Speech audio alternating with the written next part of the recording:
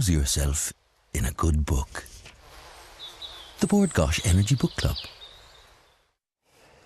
Premature start, and I won't make any inappropriate jokes about that. You just did. Well, it's in your mind. I didn't say a word. Right, Listowel Writers' Week is in its 43rd year, and once again we will feature plenty of writing talent from home and abroad. Some of the newer features this year includes a series of exchanges with literary events outside of Ireland, with the festival to host a group of writers from Italy. Joining us now to tell us more about what's on offer are Sinead Gleeson and Jean Kerrigan, who are both participating in the festival. Good morning to you both, guys. Good morning. Now, I've been to this festival and I think it's the most wonderful thing going, but for those who aren't familiar with it, Sinead, just set it up. I mean, it's very well established by now. I think it's its 43rd year this year. So just for people not familiar, what happens at it? Well, I think it largely came about because you've got such a great tradition of writing in Kerry. You have John B. Keane, and then I think this year there's an adaptation of The Quiet Man, and Maurice Walsh obviously was from North Kerry, so there's a theatrical adaptation of that.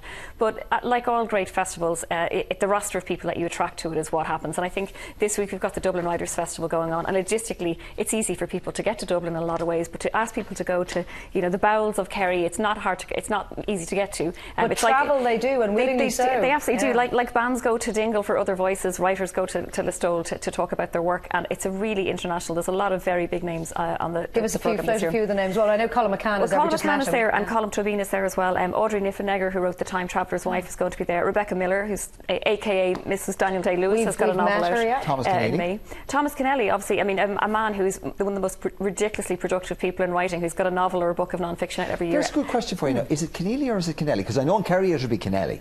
I would say Kennelly, but I think he's a Keneally. Yeah, I think in Australia they say something different, but then everybody will know him obviously from Schindler's Ark, which Steven Spielberg then made into the great film. Willie Vlaughton is somebody I'm going to be talking to. I loved his book Lean on Pete. It was up for the Impact Prize last year, and he's playing with his band Richmond Fontaine on the Friday, and that's the whole idea. Is it's not just literary events, there are an awful lot of theatrical events. There's a wonderful event with Paddy Maloney from the Chieftains with John Montague, who are doing a sort of music and poetry event, so there's a lot of overlap between, it's not just about books, it's going to be about theatre, writing, music. There are literary pub walks, there are literary talks, there are all sorts of things going on.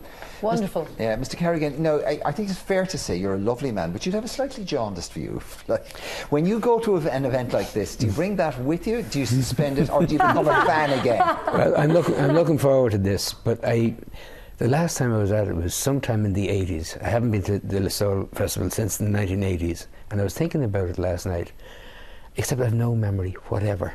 And I suspect which is either a very, very good thing or a very, very bad thing. I suspect it was a mixture of the two, and so I'm looking forward to it. But I find there's a mixed feelings about it, because most writing is involved in sitting in a little room with a keyboard, and it's quite a dull thing. And then you go along to perform at one of these things. It's quite a.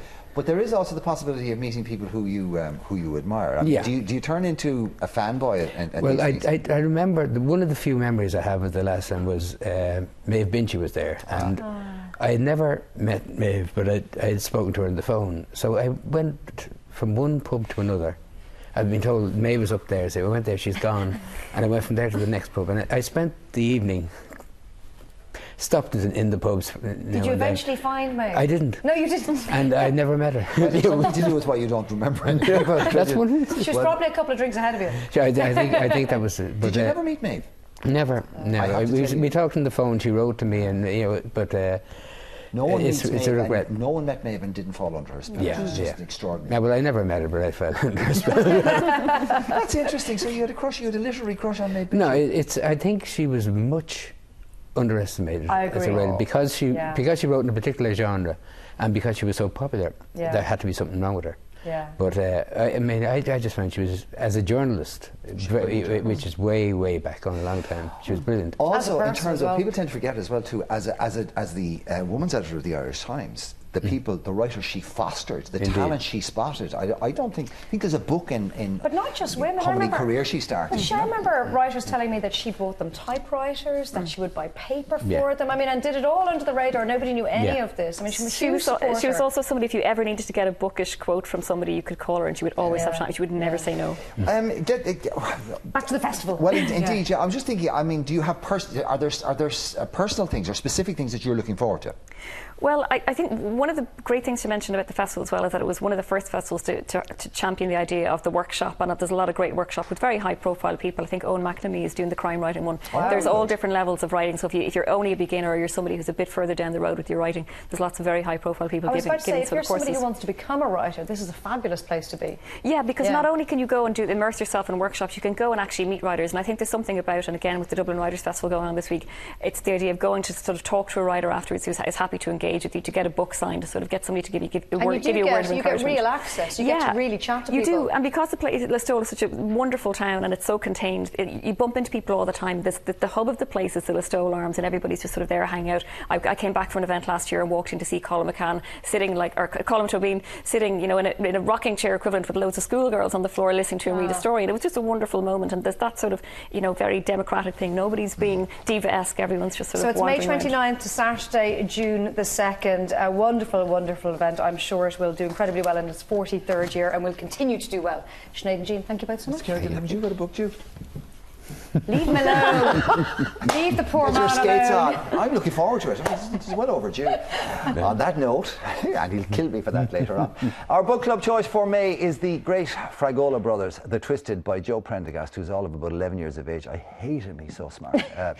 If you'd like to be in with a chance of winning a packed hamper of excellent children's books, then send in your review to us. Reviews should be no longer than just 50 words and should reach us by Friday the 24th of May. They should be emailed to irelandam@tv3.ie or sent by post to Bord Gáis Energy Book Club, TV3, Westgate Business Park, Ballymount, Dublin 24. Lose yourself in a good book.